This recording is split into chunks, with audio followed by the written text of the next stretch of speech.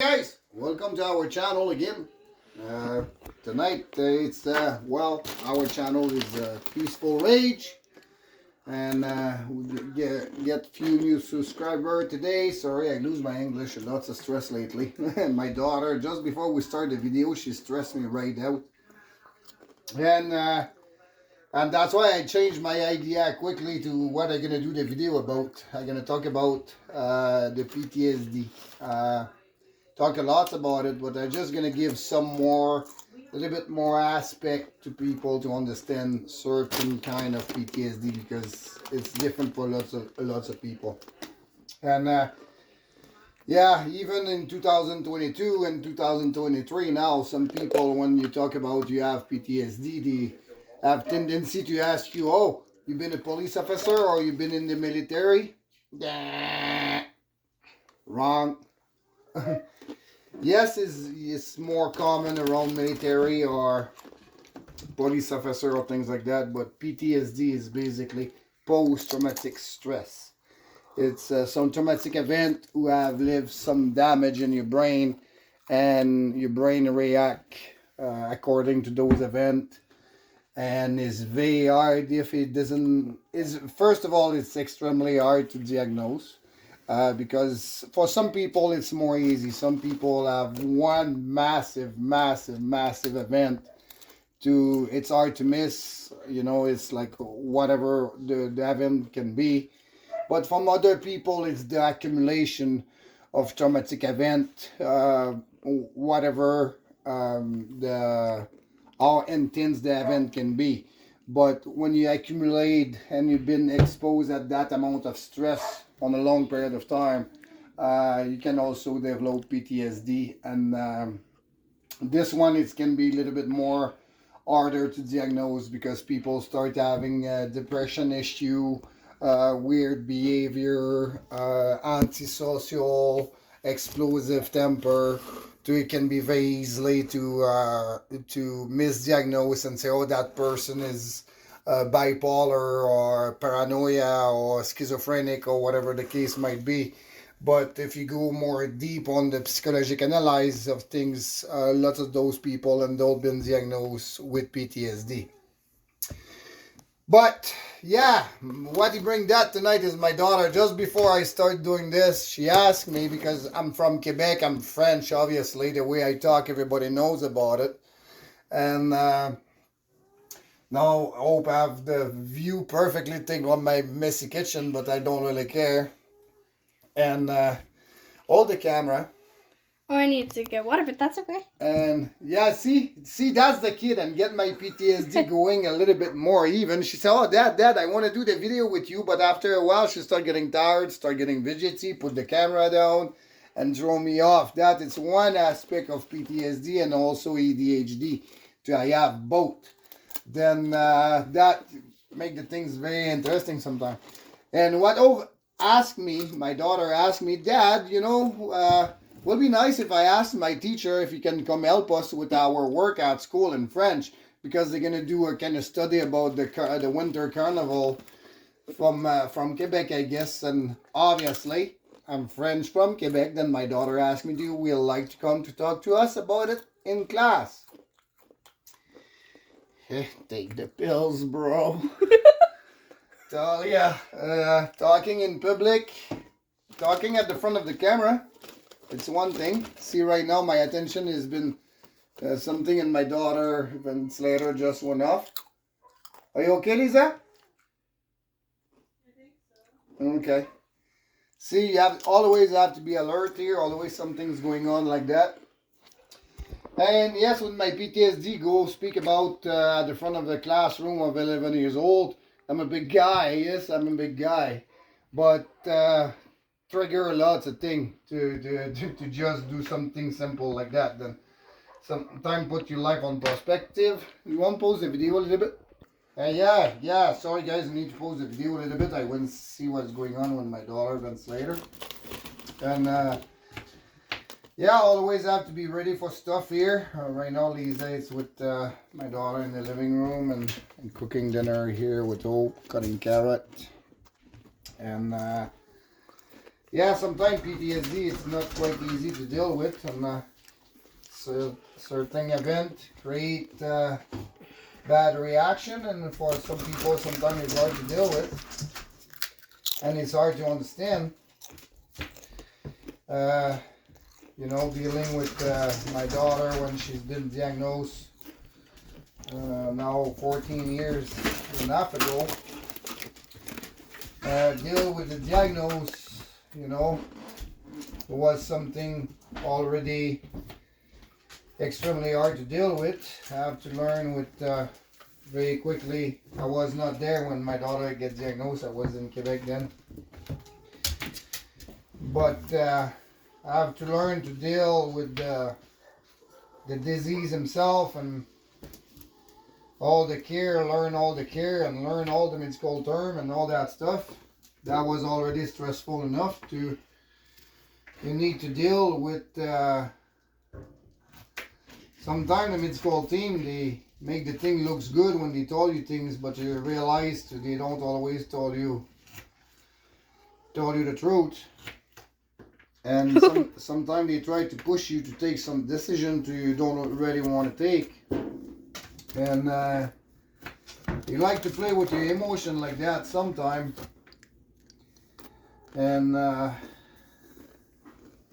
they have tried to done that with me and Lisa. Obviously, Lisa was not cannot tolerate all the massive code Anna has. You know, Anna passed close of dying multiple times, and was not always easy to see, was not always easy to deal with. I miss one of the major events.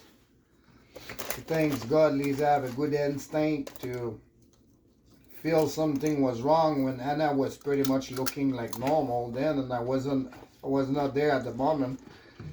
And she decided to take her to the local hospital 5 hours away from Edmonton.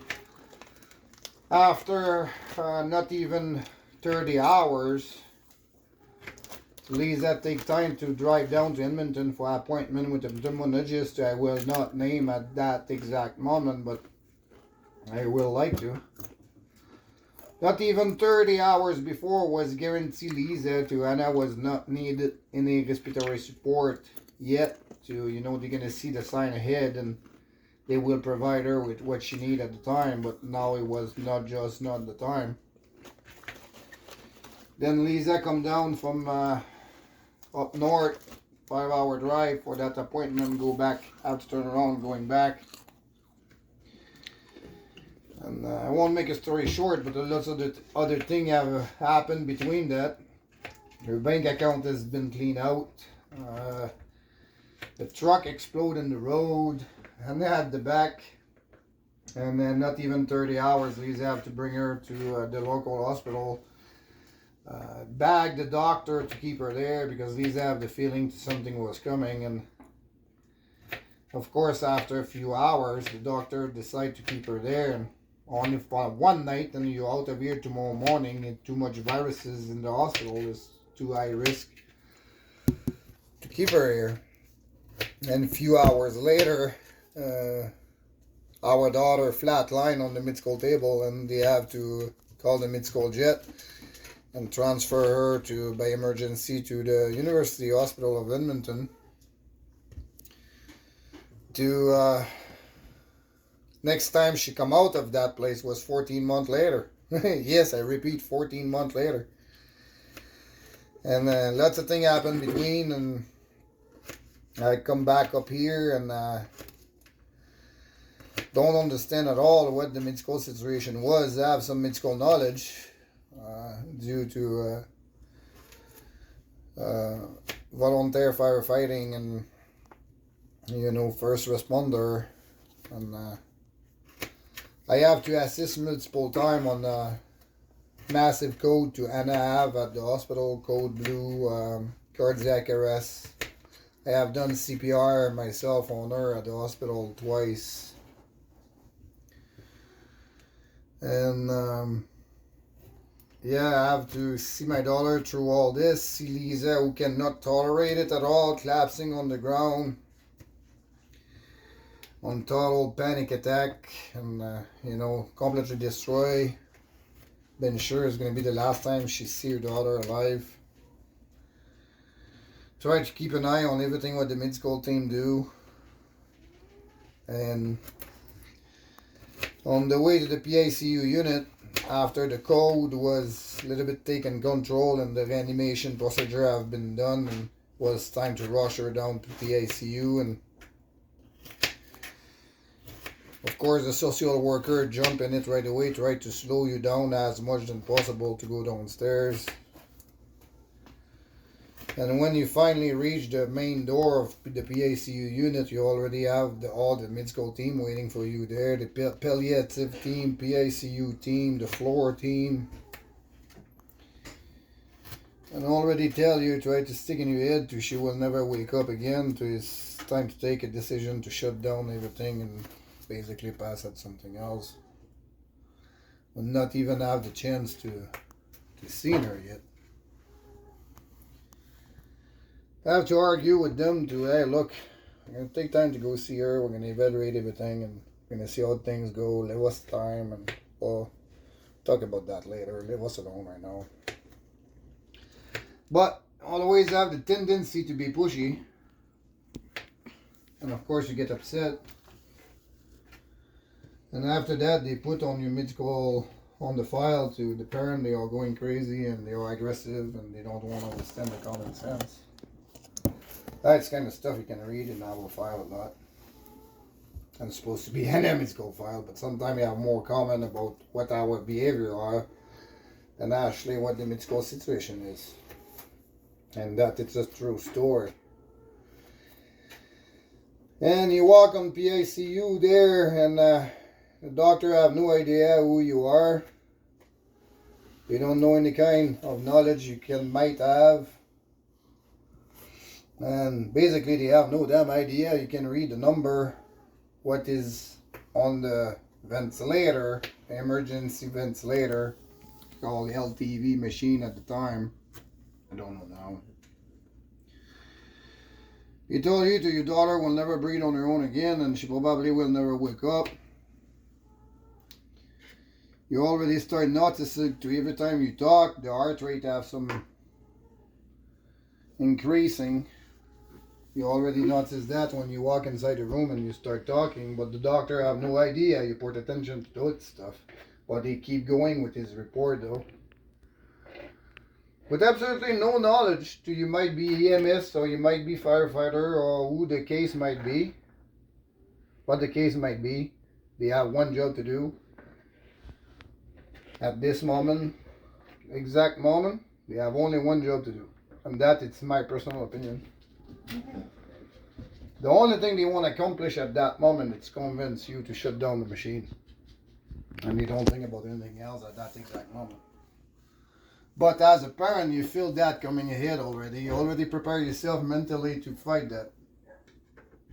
But when you have to do this kind of stuff so many times in 15 years, you leave some kind of scar behind, right? And that's a part of the PTSD. And I pause the video a bit. I want my dog barking. But anyway, yeah, we are back. I have to take a little break. Sometimes the PTSD kick in solid and I need to refocus.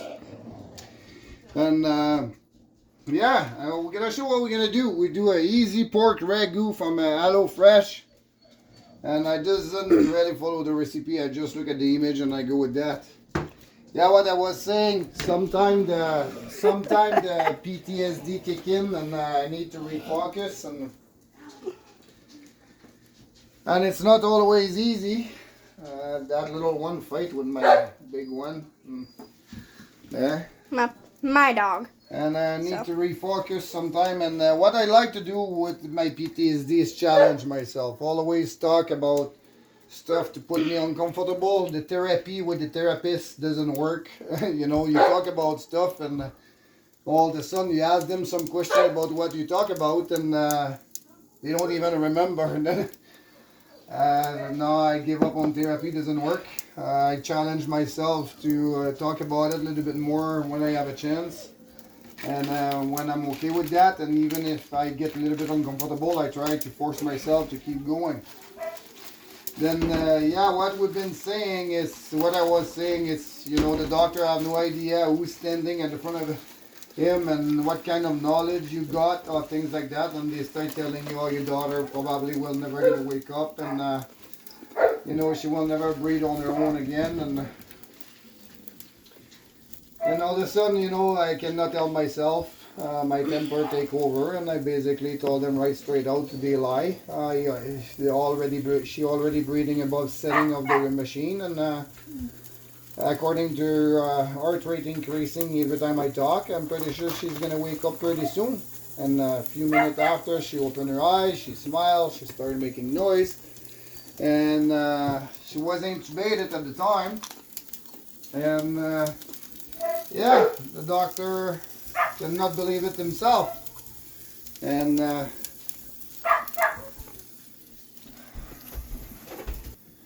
yeah, the doctor doesn't know what to say. And event like this was event after event after event, steady like that.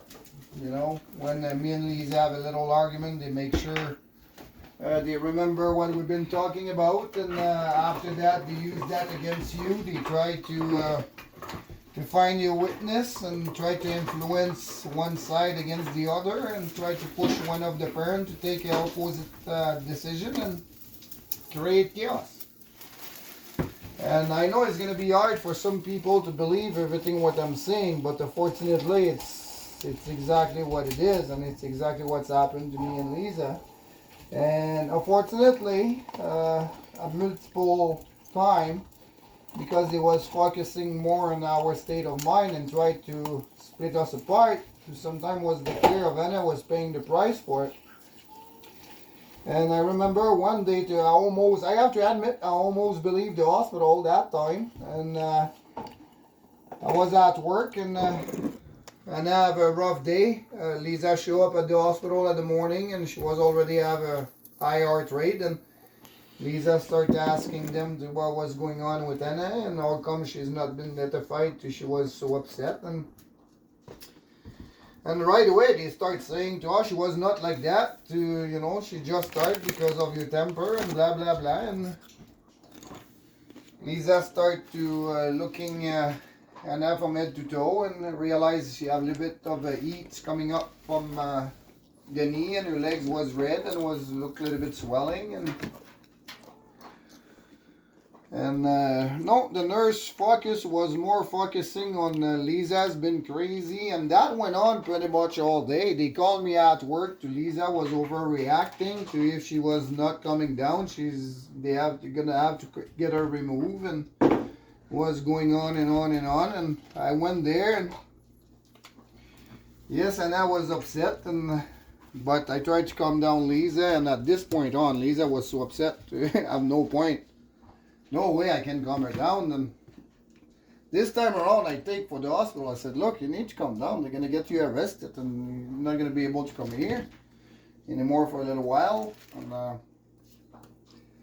but anyway, we ended up going back home, and of course have our little couple battle in the vehicle there. She punched me in the face, I pulled her hair. No, I'm kidding. We argue a little bit, and she decided she wanted to walk home. You have a fair distance left. We've been living on 51st Avenue and the Stollery Hospital on 112. And I will say maybe halfway she decided she wanted to walk. Then I said, fine then, you know.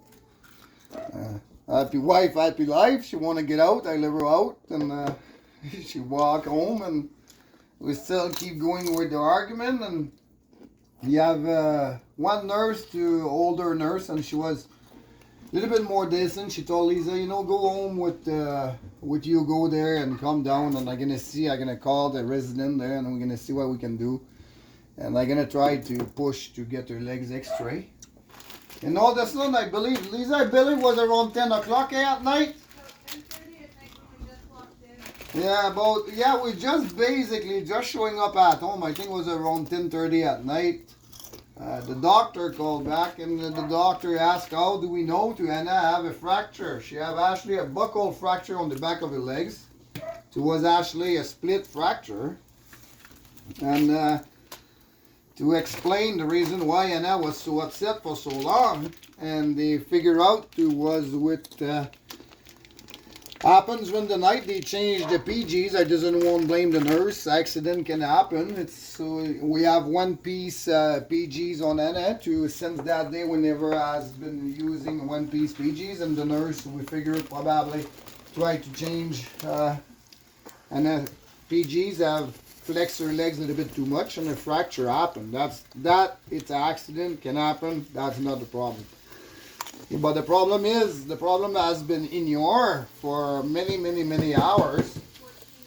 For actually 14 hours when Lisa was actually right to what she was saying, and the focus was more Lisa's state of mind than the medical attention that my daughter never received because of it. And that happened at more than one occasion at the University Hospital of Edmonton. It doesn't happen only one. And like I said, lots of people will get upset by this kind of stuff, but it needs to be talked about. You know, yes, I will not deny the Stollery Hospital do amazing thing for kids. You know, I still give to the Stollery Foundation every so often, every time we go to Walmart, always $5, $2, and always done it, always will. That hospital do amazing things for children, but unfortunately, sorry, it's not for the restaurant, it's only for ourselves here. Oh man. I guess it's going to be spicy a bit, but no, everything is going neat. I just don't follow the recipe. And I'm going to put the pasta now. Bring that Smells down peppery. a little bit. And yeah, unfortunately, that is some of our experience we have lived at the Stollery. And not included all those kind of pressure we have received at multiple occasions, even have follow us at home when we bring in at home. The first day after 14 months straight at the Stollery Hospital, the first day we bring her home, me and Lisa was so exciting. They always told us we're never going to do this, it's never going to happen. She's not going to make it as far. We bring her home all exciting. They told us we're going to have a... That was my personal alarm. Yeah. When somebody come at the door. Yeah, it's this kind of stuff. And even following at home, we've been all exciting. First night we bring it at home, they told us we're going to have an Aaron that's going to come explain us what to do with Anna. And she's going to be the one who's going to be responsible to train all the nurses from home care from now on. Okay, we'll see how that goes. And she show up at her shift 10 o'clock right away. Everything what we've been doing for Anna for all those times, she wanted to change everything. Then that started a lot of tension right then. We put a stop to this right away. Clarified things with her. She was a little bit stubborn, but I thinking is going to be okay for the rest of the night. Uh-oh, Dad. Oh, I thinking is going to be okay for the rest of the night. Then I was working then I go to bed. Lisa stay with the RN. We're gonna RN, register nurse. Let's be clear. She sees some water under the bridge. She was on her 50, I will say, not a young nurse, a lot of experience behind her badge. Basically, she knows everything. You know what I'm saying, eh? She have a mid-school background, mid-school diploma. She's book smart. She got this. She seriously got this. Watch out. She knows what she's doing. Dad, it's happening again. Yeah, it's okay. It's okay. It's off now. And she knows what she's doing. Then I go to bed. And I just wait. Doesn't take long till I start feeling the tensions going up. I hearing all the conversations. She tried to telling Lisa I've taken the wrong decision, to she's crazy. Basically, she should rethink all this and basically tell her bye and let her go. It's basically what he's been told by the registered nurse, who has been saying by home care, basically telling my wife to reconsider her decision, because she's crazy, she need help, and she should let our daughter go. Can be sure I get out of bed very quick. Lisa get very upset. I hear the whole thing. I get out of bed and I put a break of all this. I said, "You lady." And right away she stopped me. She tried to make me believe it's Lisa who started attacking her and my wife need help and she's crazy and going on and on and on. I said, "Sorry lady, but I hear all your conversation. You're the one who started bringing that up with my wife. And if you need mental health support, well, in certain sense, with a situation like that, we all need some kind of mental health support at some point, do we?" Watch out, oh. Yeah, we need to post a video quite often here. Always something happens. And it's what the pleasure of that kind of lifestyle. But yeah, telling my wife she's crazy and things like that when I hear the whole damn conversation. Then, be honest, make it long story short, I kicked that thing out. I called that a thing because it's how it's supposed to be called.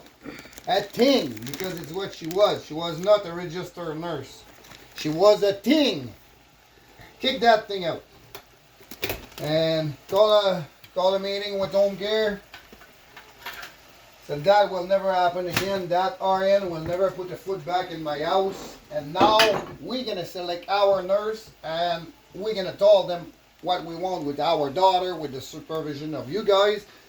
And the respiratory therapist can do the training for the vent. Perfect. But what is according to my daughter care? We told them what to do. Then that put an end to all this.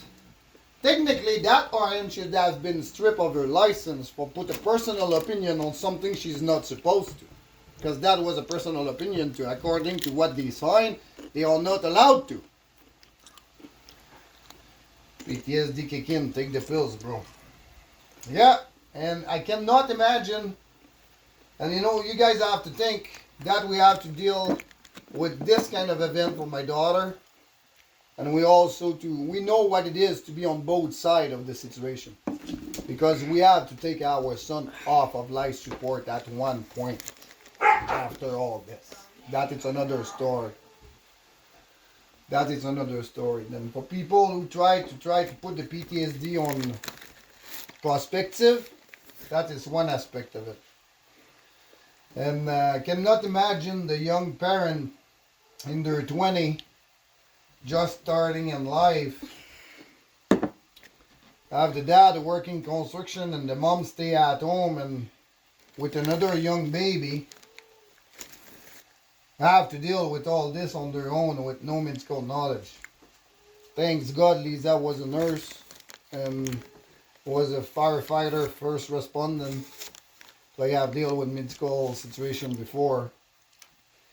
But for a young couple under 20 have to deal with the same kind of circumstances, the same kind of pressure from the hospital, the same kind of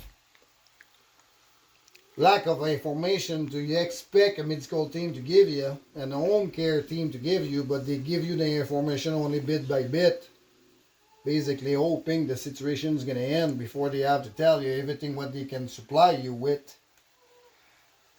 That is the kind of stuff we have lived with for 15 years, plus lots of other stuff. And thank you guys for watching. I'm going to cut it short like this right now because I call it the beast. He sit about right there. And when that thing start getting exciting, he come up here, and after that he come up there. My face start getting warm, and the beast come out. That is the lack of control of my PTSD a little bit. But we're gonna end it there, guys. Thank you for watching, and please subscribe and put comment below. This kind of stuff I have to be talked about. Thank you for watching.